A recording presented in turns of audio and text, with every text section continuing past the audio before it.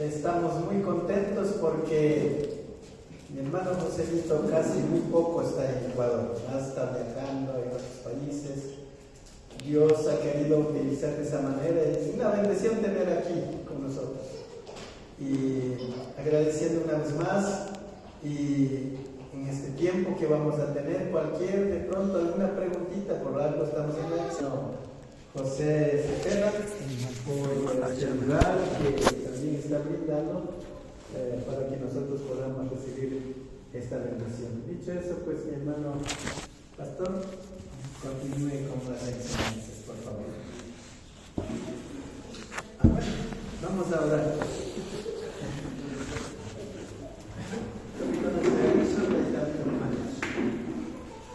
Bendito Padre Celestial, Señor Jesús, te damos gracias, Señor, en esta tarde,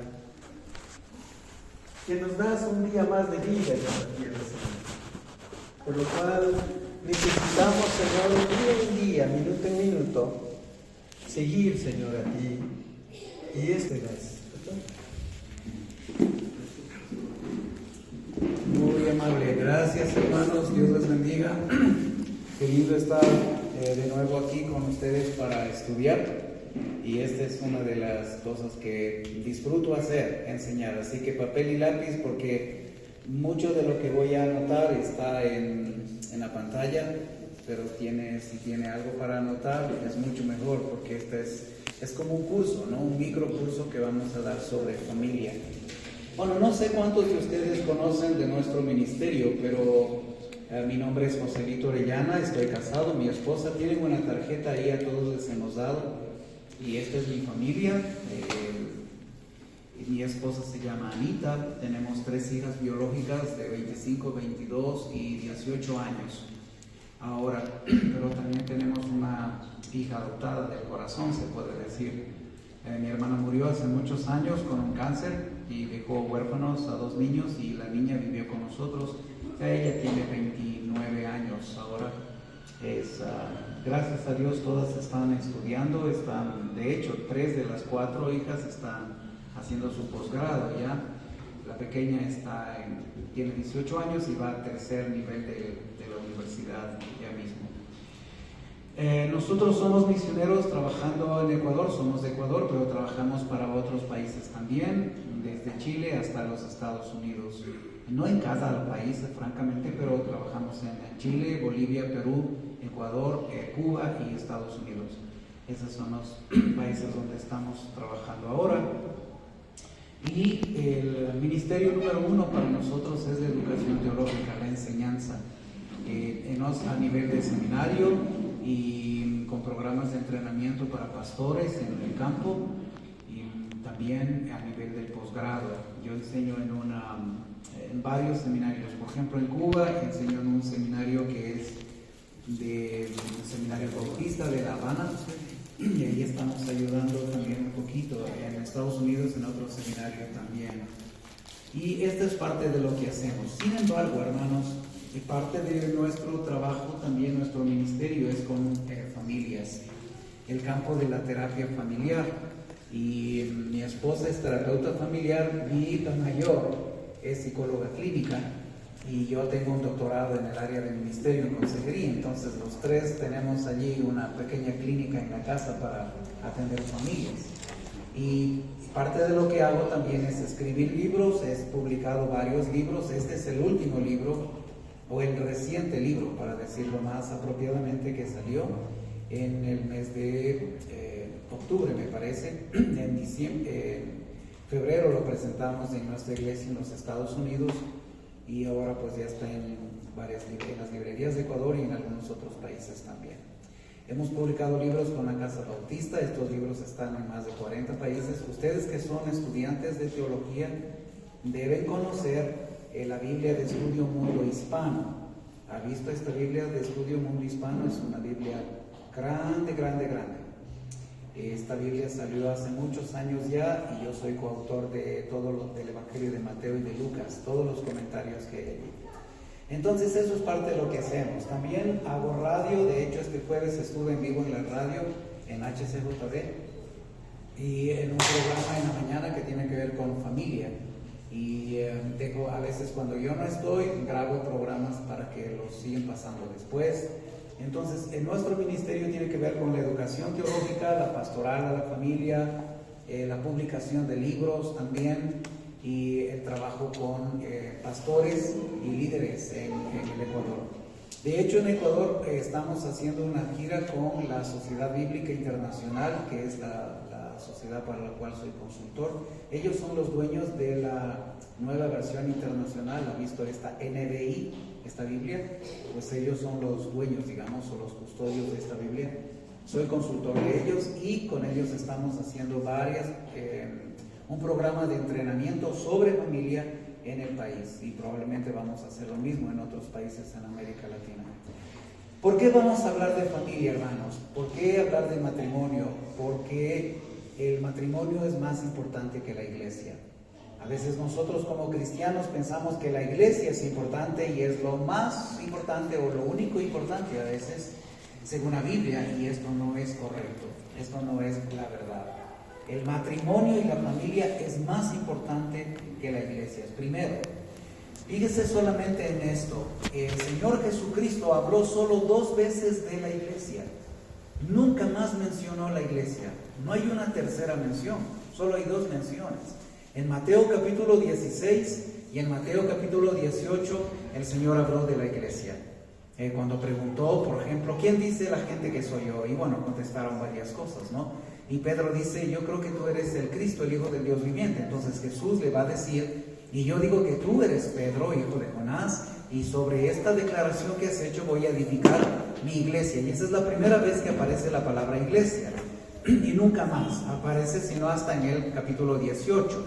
En capítulo 18 Jesús va a hablar otra vez de la iglesia y dice, si tu hermano está con un problema contigo, anda a hablar con él. Si no hace caso, con 2. Y si no hace caso, dilo a la iglesia. Y nunca más Jesús volvió a hablar de la iglesia. Eso es bien interesante. ¿Cuántas veces Jesús habló de la iglesia? Solo 2. ¿Y cuántas veces Jesús, nuestro Señor, habló de la familia, del matrimonio? Más de 100 veces. ¿Comprende?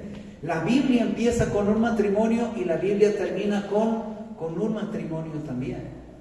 En el Antiguo Testamento nunca aparece la palabra iglesia, nunca, desde Génesis a Malaquías. La palabra iglesia aparece en el Nuevo Testamento y en los labios de Jesús solo 2 veces. Entonces, Mateo 16 y Mateo 18, ahí es donde Jesús habló de la iglesia y nunca más. Es más, hermano, cuando el Señor habló de la gran comisión, que es muy conocida, en Mateo 28, 18 al 20, ¿no? Por tanto, ir por todo el mundo y hacer discípulos, ¿dónde? Dice a todas las naciones, dice en español. En el idioma griego, ustedes son estudiantes de seminario, entonces voy a usar un poquito el griego ahora ya. Voy a escribir no en griego, sino simplemente en español para que usted entienda. Pero en griego, todas las naciones, dice pantata ethne. Esto es lo que se traduce como todas las naciones en español. Pero Jesús nunca dijo todas las naciones. Dijo pantata ethne. Esto significa todos, esto significa las, y esto no significa naciones. Significa familias. ¿Dónde se hacen los discípulos? En la familia. La iglesia no hace discípulos. La iglesia cultiva a los discípulos. La iglesia toma a los discípulos que vienen de la familia y la iglesia simplemente los desarrolla.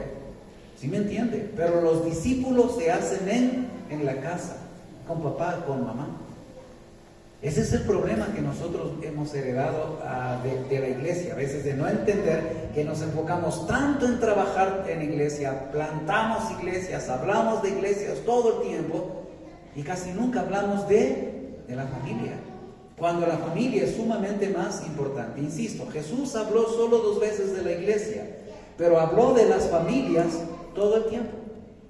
Entonces, por eso es que en este microcurso que les voy a dar, hermanos, esta tarde, y por supuesto, todo lo que usted va a ver en la pantalla viene de mi nuevo libro.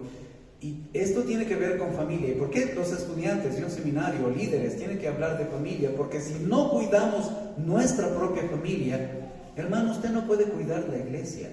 Es por eso que Pablo dice, por ejemplo, hablando a Timoteo, hablando de los pastores y los diáconos, dice, si no puede cuidar, administrar de su casa, ¿cómo va a administrar la iglesia de Dios? Es decir, ¿dónde tiene que estar el pastoreo? El pastor tiene que ser primero pastor, ¿dónde? En su casa, en su familia y luego en la iglesia. Entonces, el liderazgo también tiene que entender eso. ¿De acuerdo? Entonces, yo quiero hablar, hermanos, esta tarde acerca de un poquito el diseño del matrimonio. Vamos a hablar un poquito acerca de la masculinidad. No hablamos de machismo los cristianos, sino de masculinidad. Y vamos a hablar de comunicación. Hay 1000 cosas más para hablar, pero entiendo que tenemos solo hasta las 5, ¿verdad? Para enseñar. Bueno, ¿cuáles son los propósitos del matrimonio según el diseño de la Biblia? Básicamente son 3, están allá arriba. Bueno, ahí están todas mis mujeres, mi esposa y mis hijas, por si acaso. No estoy hablando de que yo tengo una tribu de como Salomón o como David, ¿entiendes? Válgame Dios, y como una mujer no puedo, ya con más de una sería un problema, ¿no? Entonces ahí tiene esta niña que está la penúltima de la mano derecha, es mi sobrina, el resto son hijas y ahí estoy mi esposa. Pero ¿cuál es el propósito del matrimonio según la Biblia? Hay 3 palabras que están arriba, dice glorificar, mayordomar y discipular. ¿Glorificar a quién? A Dios.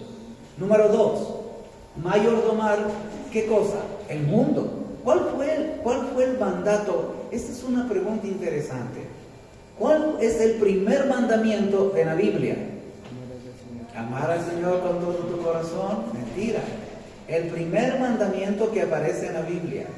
Este es el primer mandamiento que aparece, bueno, es el más grande mandamiento en los 10 decálogos de Moisés, ¿no? Pero ¿cuál es el primero que aparece en la Biblia? Está en Génesis, en los primeros capítulos, ¿verdad? Cuando Dios crea al hombre y a la mujer como un matrimonio y dice, sojuzgad, llenad, sojuzgad, multiplicaos, sojuzgad y llenad la tierra. ¿A quién le da ese mandamiento? Dios da a quién? A un matrimonio, a Adán y a Eva. ¿De quién es la responsabilidad de administrar la creación de Dios? Ni siquiera es de la iglesia, es de la familia. Interesante. Recuerda que en Génesis la iglesia no existe. Y en todo el Antiguo Testamento la iglesia no existe. Y número 3, el tercer propósito del matrimonio, según la Biblia, es discipular. ¿Dónde se hacen los discípulos? Hemos dicho, en la familia. En la casa, esto es un poco lo que vamos a ver. Bueno, ¿qué es el matrimonio, hermanos? Vamos a usar este borradorcito.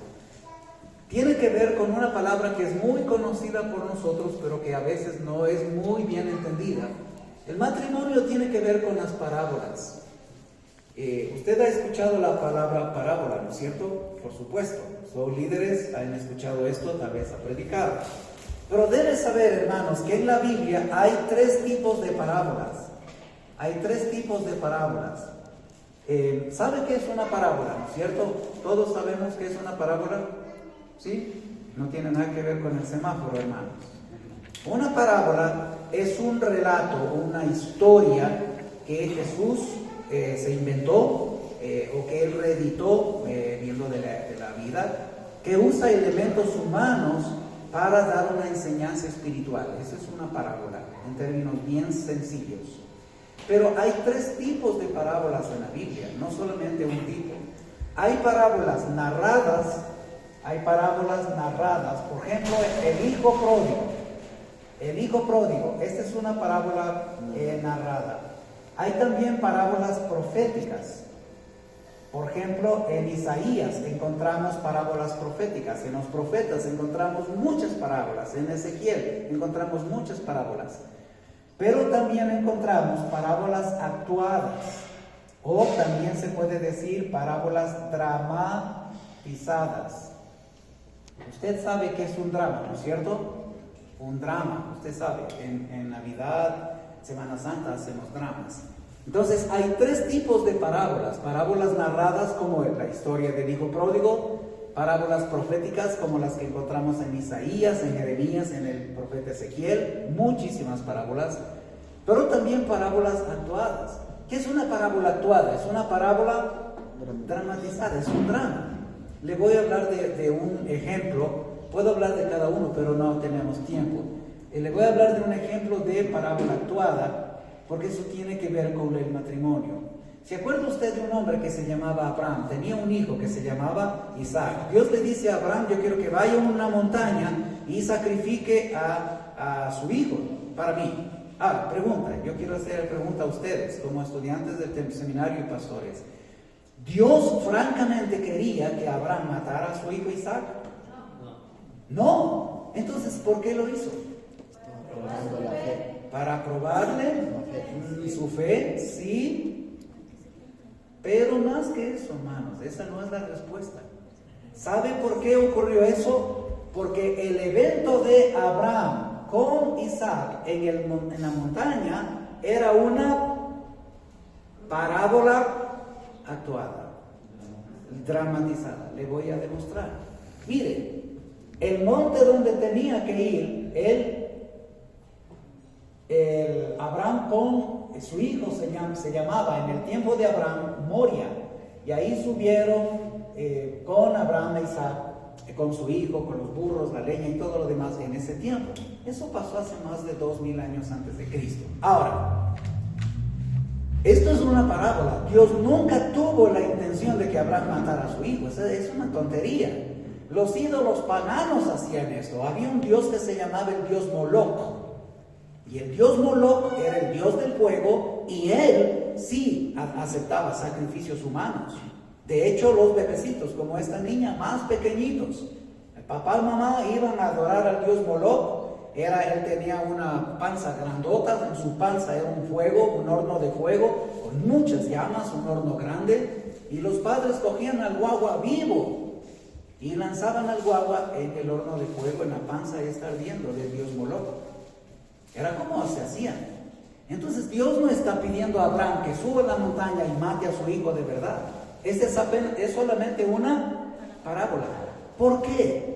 Porque era solamente un drama de algo que iba a pasar 2000 años después, y allí sí había un padre que ya no era Abraham sino Dios, y ahí iba a haber un hijo que no era Isaac sino Jesucristo, un monte donde el padre sí iba a sacrificar a su hijo. ¿Lo entiende? Interesante, hermanos. ¿Sabía usted que el monte Moria es el mismo monte donde subió Jesucristo? El monte en el tiempo de Abraham se llamaba Moria o Moriah. En el tiempo de Jesús se llama Calavera o la Gólgota.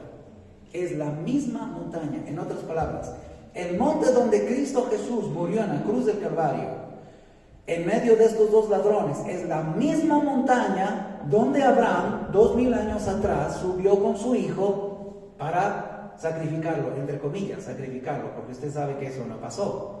Cuando él iba a matar al hijo, el ángel Gabriel gritó desde el cielo: Abraham, no lo hagas. Y usted sabe el resto de la historia.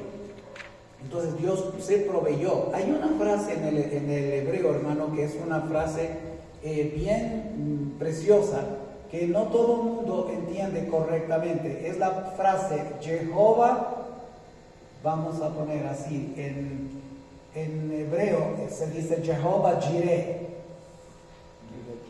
¿verdad? Entonces, a Isaac le pregunta al papá: ¿dónde está el sacrificio, Señor? Y Abraham responde en hebreo Jehová Jireh. Ahora, ¿esto qué significa en español? Dice Dios proveerá, dicen algunos, ¿no? Equivocado, esta no es la traducción correcta. En hebreo no dice Dios proveerá. En hebreo dice, en hebreo dice Dios se proveerá. Dios se proveerá. Él mismo va a proveerse un sacrificio agradable. ¿Y cuál era el único sacrificio agradable a Dios? Que satisfizo su santidad y su justicia. ¿Quién? La vida de su propio hijo. Entonces, ¿qué fue lo que pasó 2000 años atrás con Abraham y con Isaac? Era solamente un anuncio de lo que iba a ocurrir 2000 años después con el Señor Jesucristo. En la misma montaña, pero iba a ser otro padre, no Abraham, iba a ser otro hijo, Jesucristo, y ahora el hijo se iba a morir. ¿Comprendió? Es una parábola actuada. ¿Por qué estoy hablando de esto, hermanos?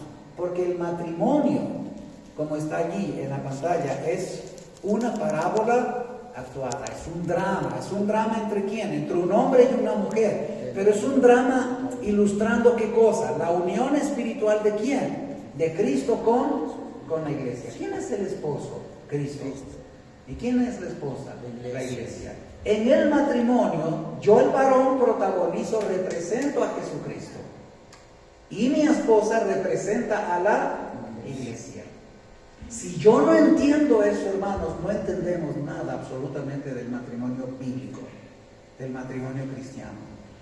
Esta semana nomás, un compañero mío, misionero, se llama Kevin Bishop, él es extranjero, y él estaba en un, no problema, pero en una pequeña tarea, y estaba atascado con un asunto que él no podía entender de nuestra cultura. Y él me llamó para pedir una explicación, una asesoría de cómo tiene que enseñar. Y era sobre el matrimonio. A él le pidieron en una iglesia ahí en la costa que explicara lo del matrimonio. Y tenemos muchos problemas ahora con matrimonio: infidelidad, divorcio, pornografía, pornofonía, un montón de cosas raras tenemos hoy en el matrimonio. Tenemos más divorcios que matrimonios en la iglesia. Esa es la verdad.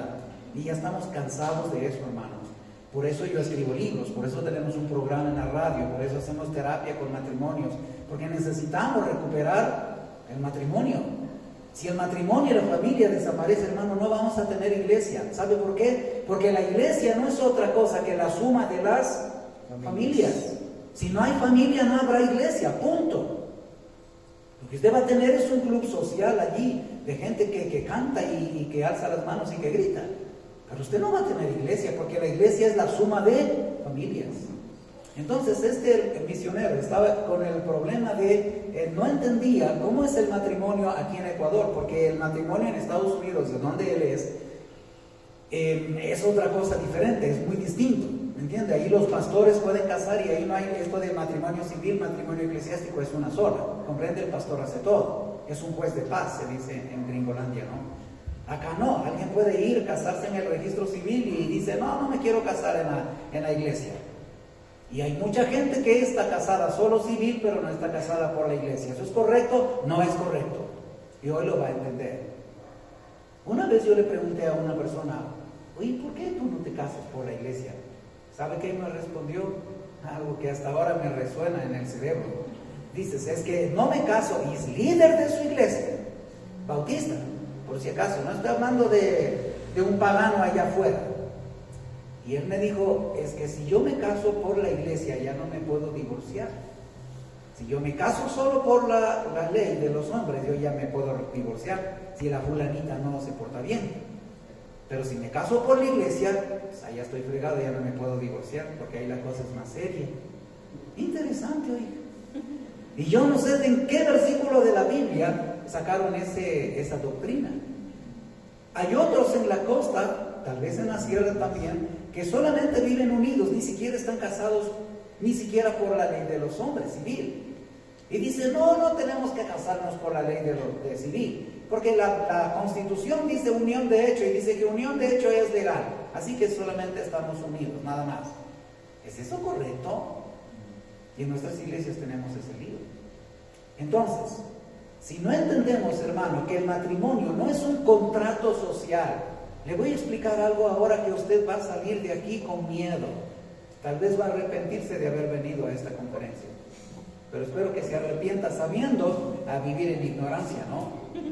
Pero que usted sepa lo que realmente significa estar casado, eso es algo bien interesante.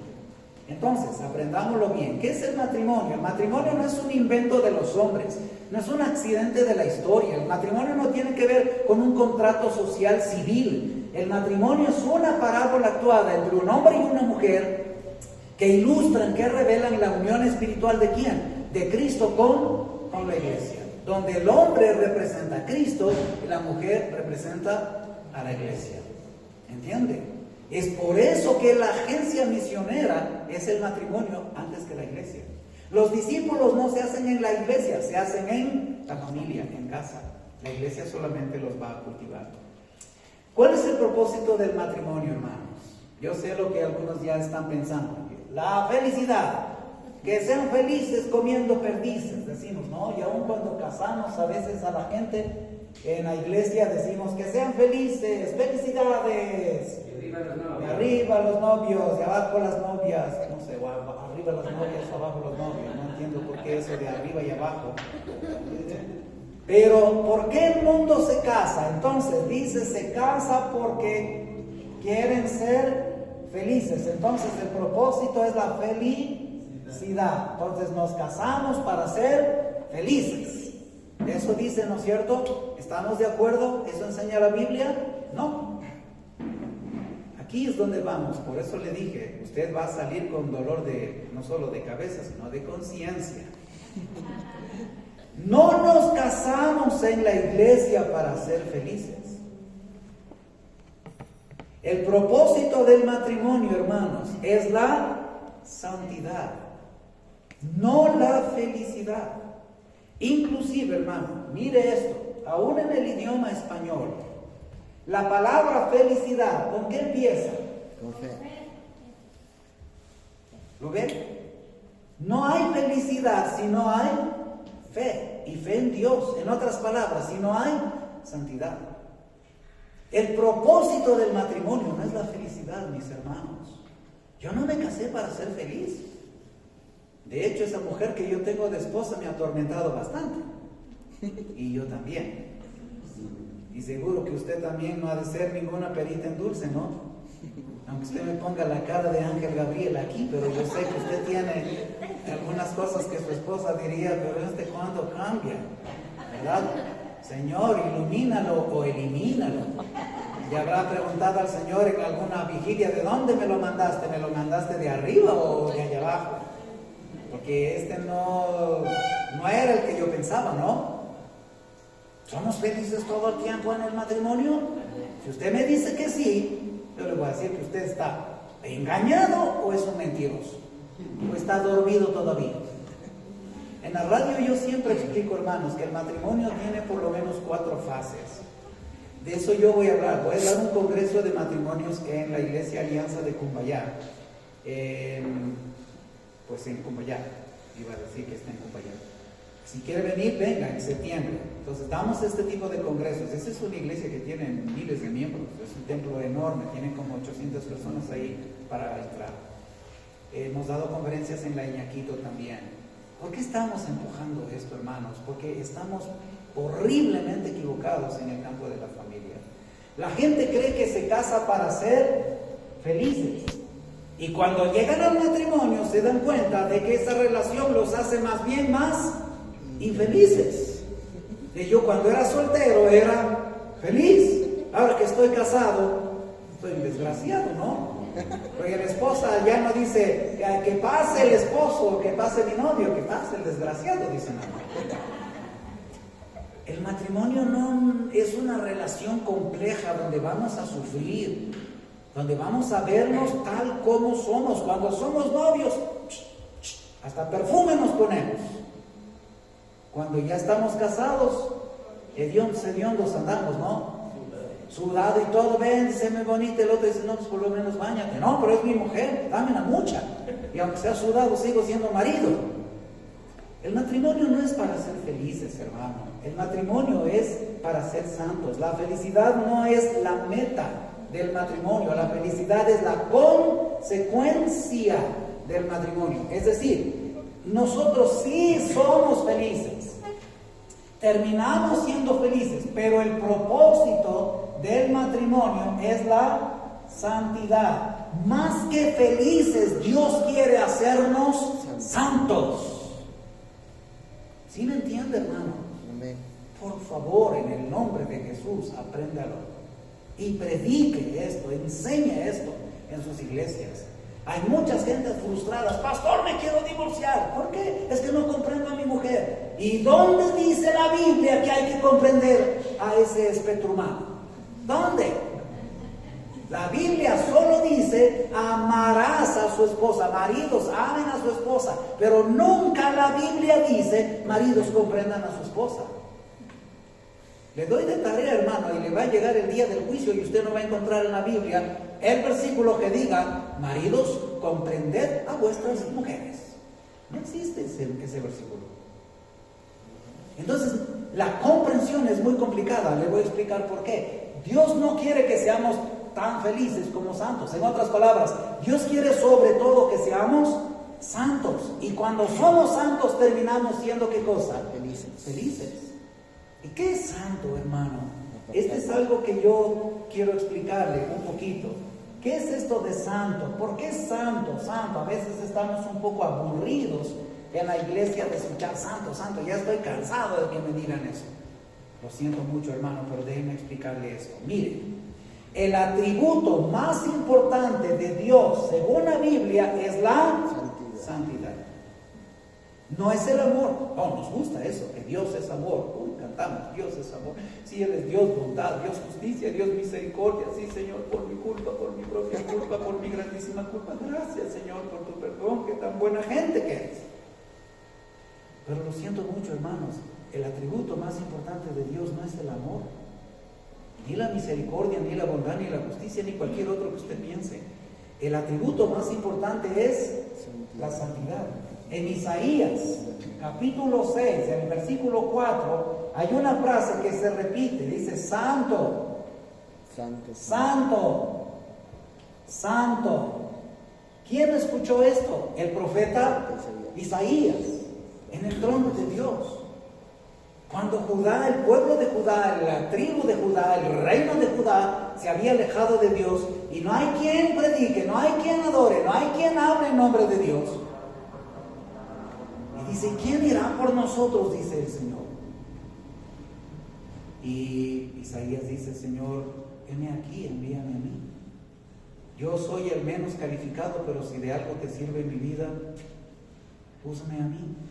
Y Él está mirando luego seres, serafines preciosos que están cantando, alabando a Dios. Santo, santo, santo es Jehová, Dios de los ejércitos. Llena está la tierra de su gloria. Y en hebreo dice Kadosh, Kadosh, Kadosh.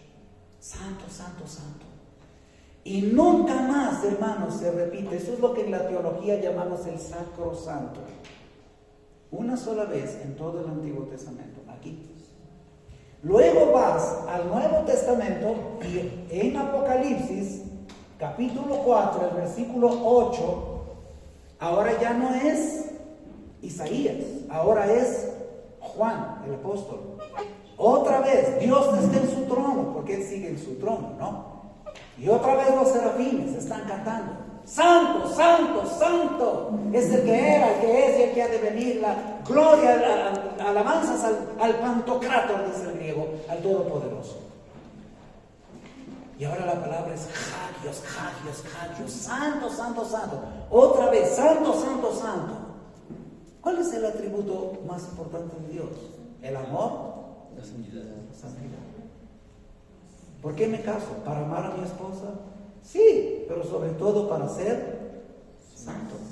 Y mi esposa me va a amar más a mí y mejor a mí en la medida en que yo soy santo. Y yo voy a amar a esa mujer hasta la muerte y voy a serle fiel y respetarla y honrarla en la medida en que ella busque ser más santa. Y cuando ella y yo seamos santos, terminaremos siendo felices.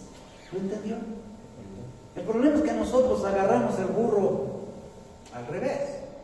Queriendo ir a Esmeraldas, vamos a parar en el Carchi. Y no entendemos las cosas. Nos casamos para ser felices y que sean felices.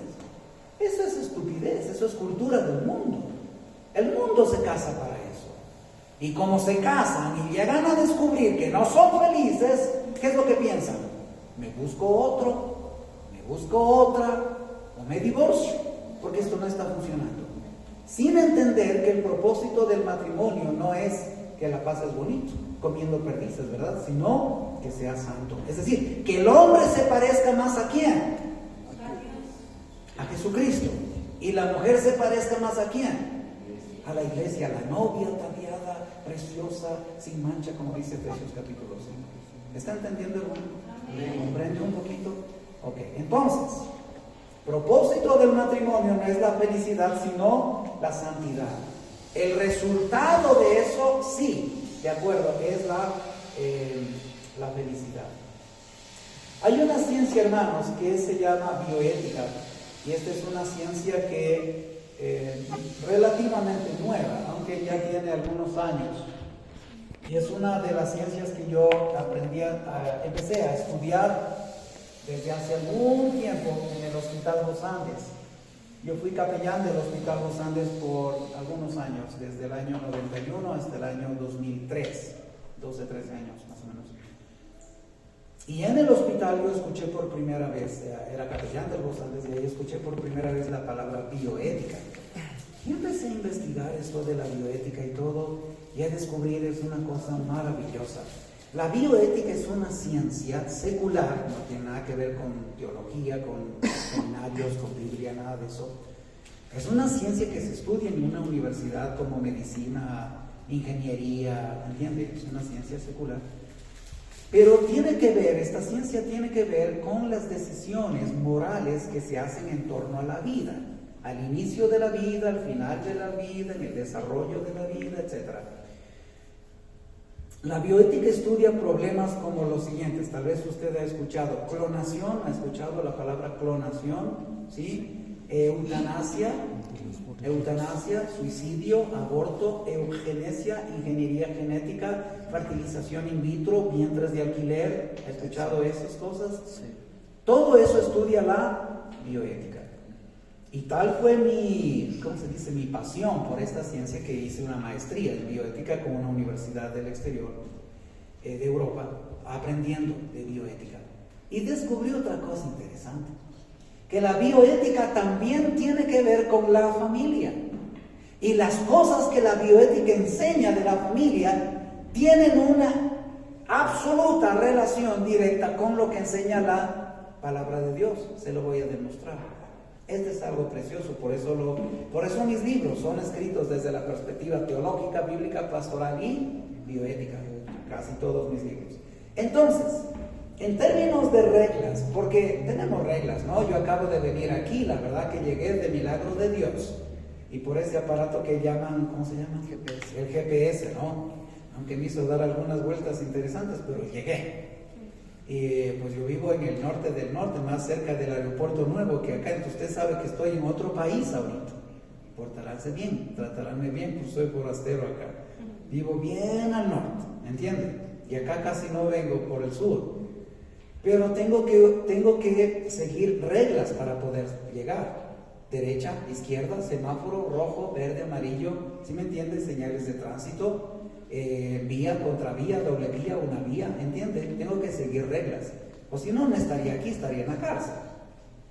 En la vida es así, yo tengo que seguir reglas para que me vaya bien.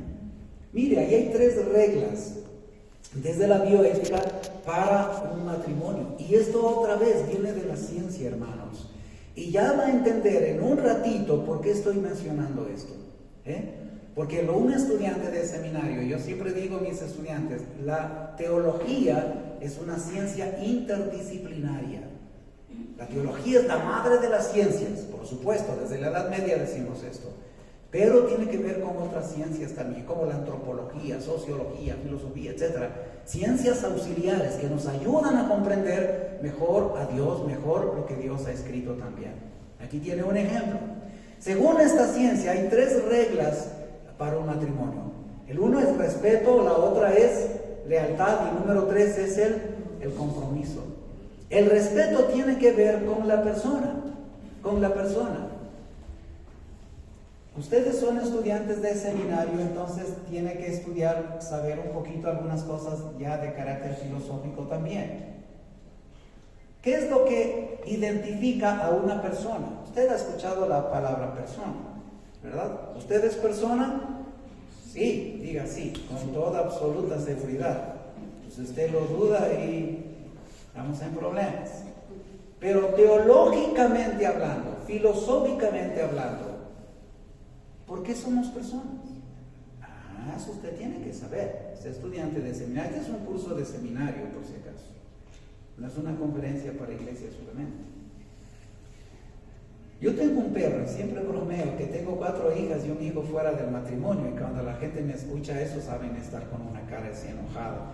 Ese hombre está enseñándonos de la fe en Dios, de la santidad y de ser una familia cristiana. Y mire, ha tenido un hijo fuera del matrimonio. Y digo que mi hijo tiene 16 años y que mi esposa apenas ahora lo está aceptando, queriendo en la casa. Y entonces cuando empiezo a describir a mi hijo, decir que tiene la trompa un poco más grande que yo, que las orejas son un poco más largas, empiezan a reaccionar, y que no anda en 2 patas sino en 4 patas. Entonces es un perro. Entonces, qué felicidad. Él no ha estado hablando de un guagua, no, sino de un animal. Ahora, yo tengo un hijo, el pobrecito se quedó solo en casa ahora,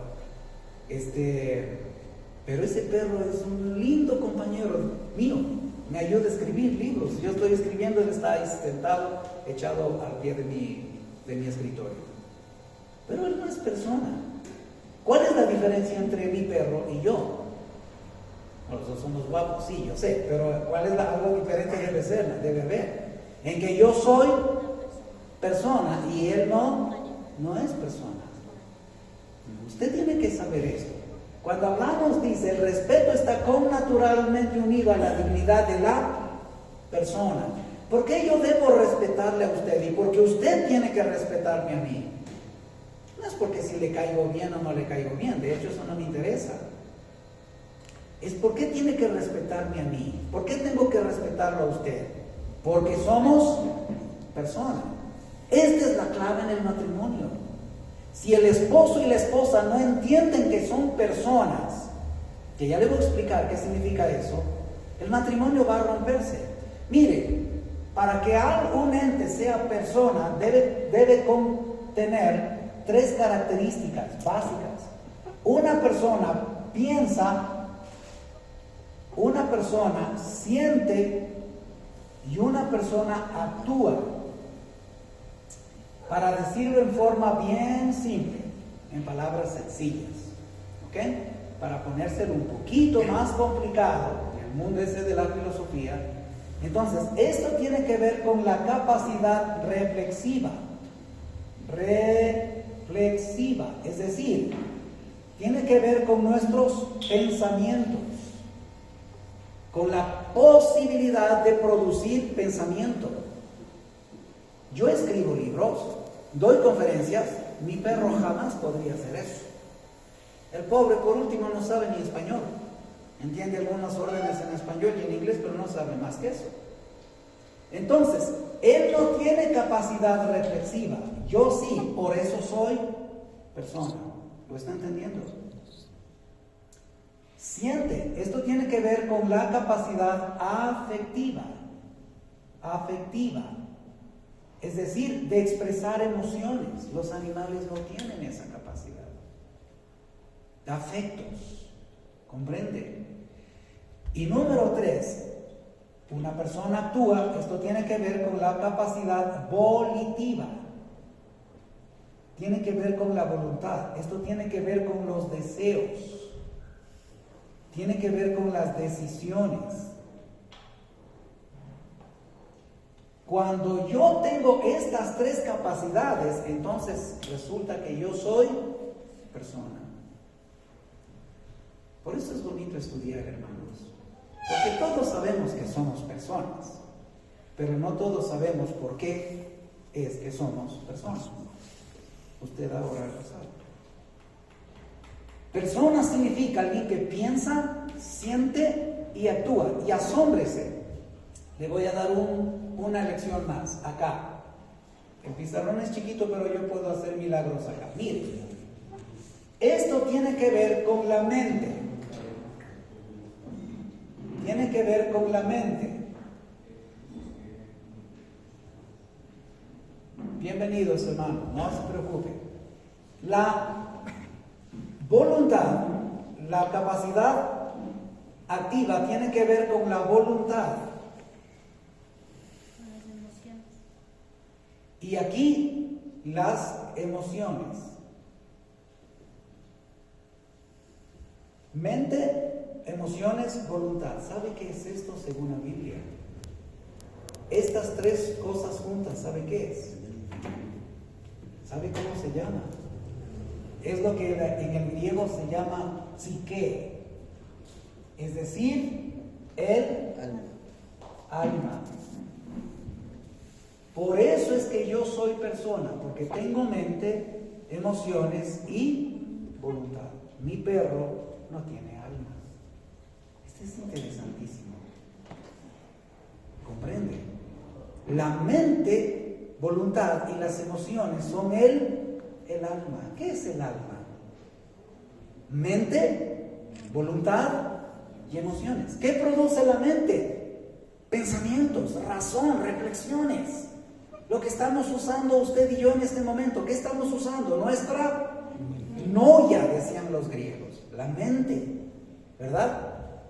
Emociones, enojo, tristeza, depresión, ansiedad, angustia, llanto, alegría. Todas esas son emociones. Los animales no tienen emociones, ellos tienen intuición, ellos no tienen inteligencia a propósito. La inteligencia es un potencial biopsicosocial y eso solamente lo tienen los seres humanos, los animales. Y voluntad, esto tiene que ver con los deseos, con las decisiones. Por eso la Biblia dice, por ejemplo en el libro de Ezequiel, que el alma que pecare, esa morirá. ¿Qué es lo que peca? ¿Peca mi cuerpo? No, mi cuerpo no peca. Yo peco con mi cuerpo, eso es otra cosa. Pero mi cuerpo no pecó solito. ¿Dónde nace el pecado? No dice el espíritu que peque se morirá. La Biblia dice el alma que peque, esa morirá. ¿Sabes por qué? Porque yo peco con mi mente, con mis pensamientos. Yo peco con mis emociones.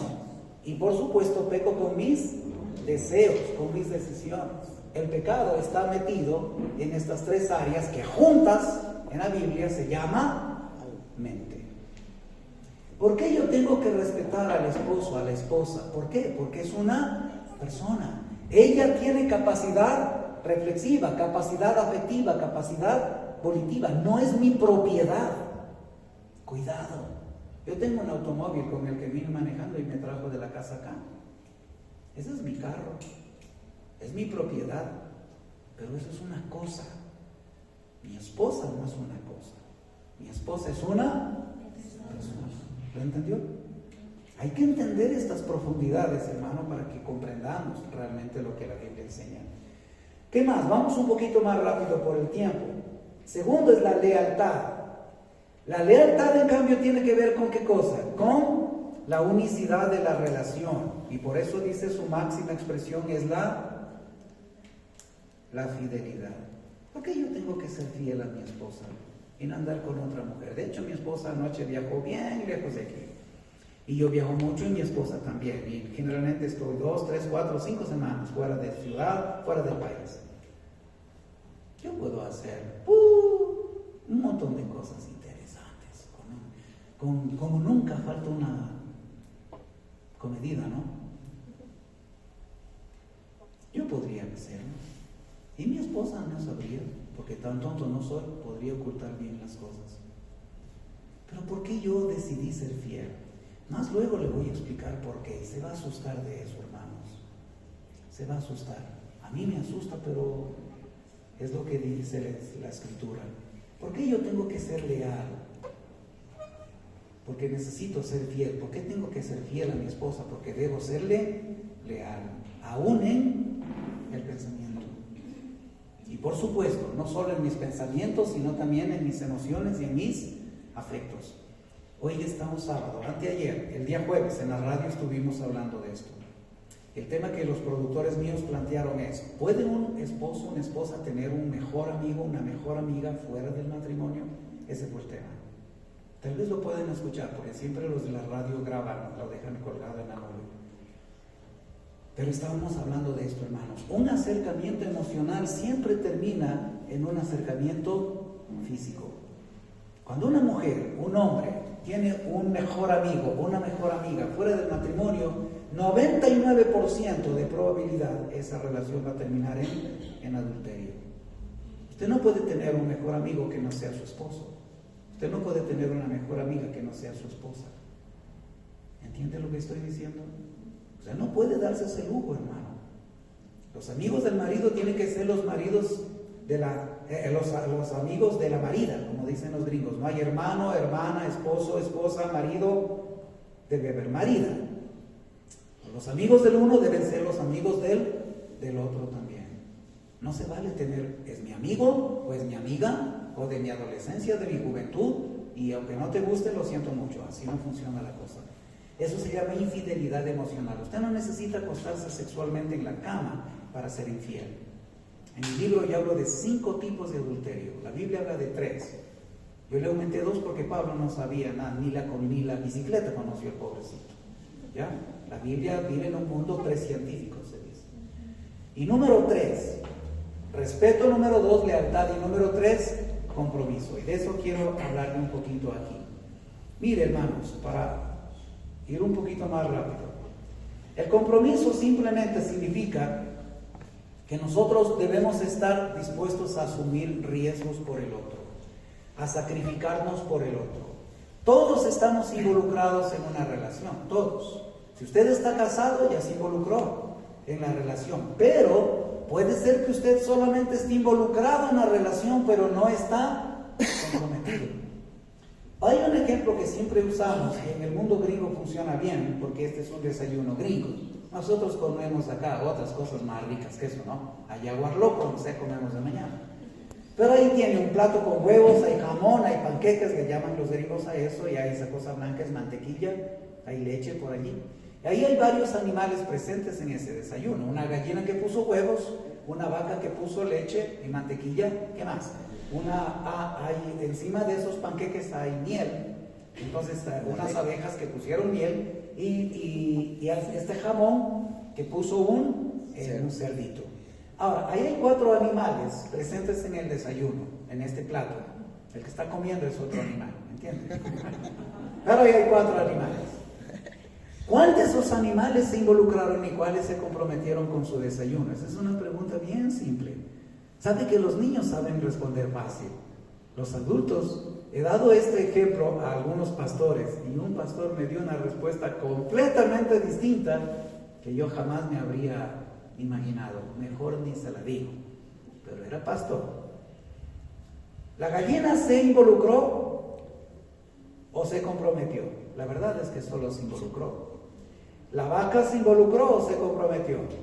Solo se involucró. ¿La abeja se comprometió o se involucró? Solo se involucró. ¿Ya entiende el punto? Porque para poner huevos, leche y miel, estos animales no se sacrificaron. Solo hicieron lo que debían hacer. ¿Qué hace la vaca? La leche. Y parece que es un disfrute, ¿no? Porque hágale nomás. Y si usted no ordeña la vaca, la pobre vaca se inflama las ubres y se puede morir. Que tiene que sacar la leche de la vaca todos los días. Creo que hacen 2 días, 2 veces al día incluso. Por la mañana y por la tarde. Y no hay fines de semana, ¿no?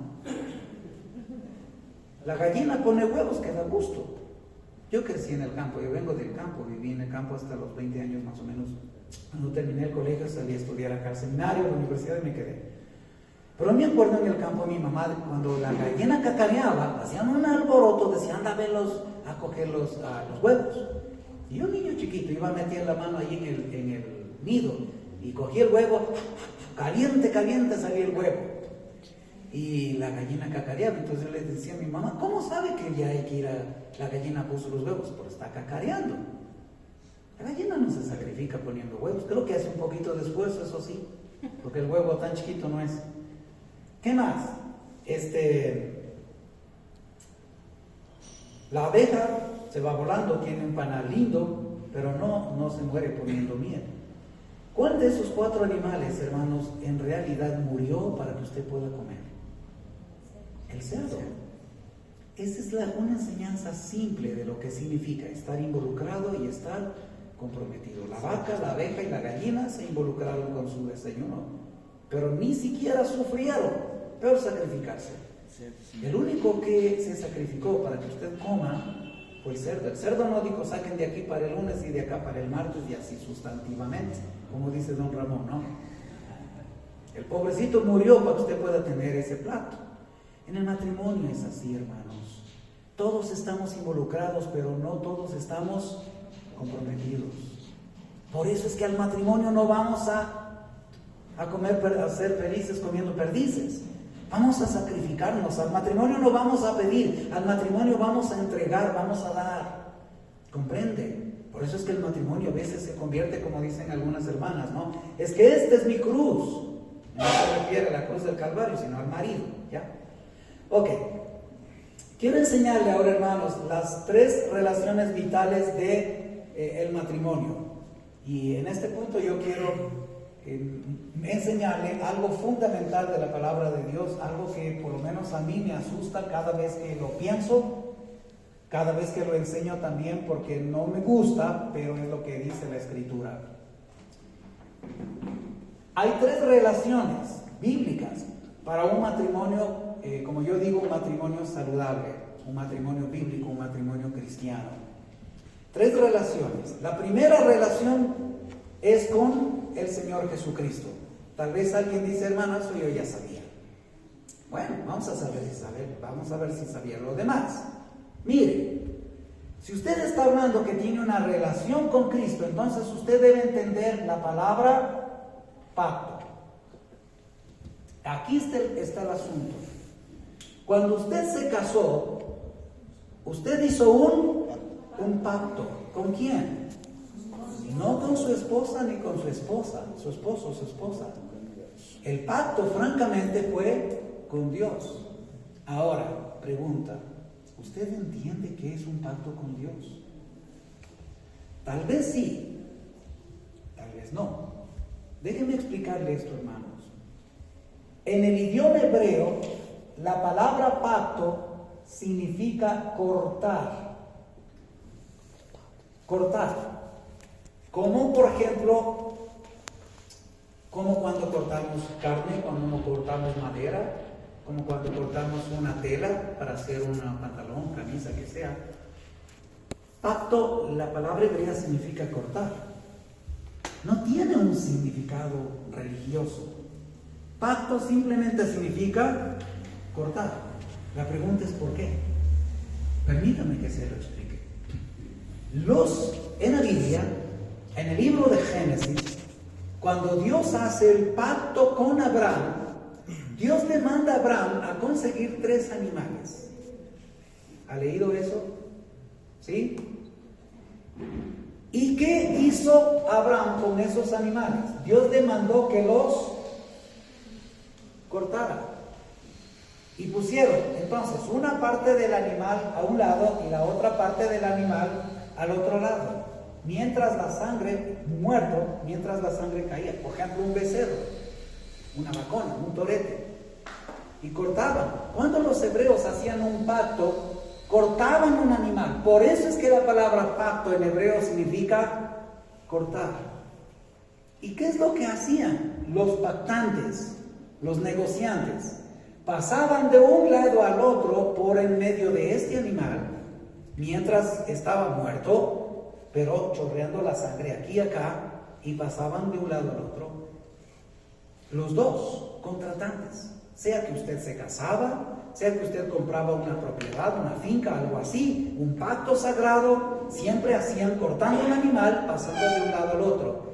¿Por qué hacían esto? Y aquí viene el punto, hermanos. Número 1, porque los pactos en la Biblia siempre son a precio de sangre. Un pacto en la Biblia es un pacto, se hace con sangre. Número 1. Número 2. ¿Por qué hacían esto los hebreos? Y porque Dios mismo, cuando Dios hizo el pacto con Abraham, Dios mismo Abraham pasó por el medio de estos animales y Dios pasó por el medio de estos animales también, por medio de una antorcha ardiendo. Eso se llama una teofanía. ¿Ha escuchado la palabra teofanía? Teofanía. Teo significa Dios y fanía viene de epifanía, significa una manifestación física. Una teofanía. Dios pasó entre medio de estos animales a través de una antorcha, porque Dios es espíritu, el espíritu no se puede ver.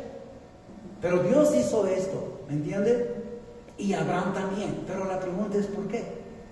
Número 1, porque los pactos se sellan con sangre. Número 2, porque este acto, esta parábola de pasar de un lado al otro aquí, significaba Dios, este es un pacto hecho a prueba de sangre, sellado con sangre, pero yo hago un compromiso delante de ti de que prefiero la muerte a fallar el pacto.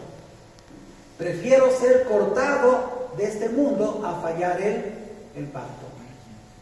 Y número 3, Dios, si yo fallo este pacto, mátame. No merezco vivir. ¿Le gustó? ¿Entiende? Esto es algo serio, hermanos.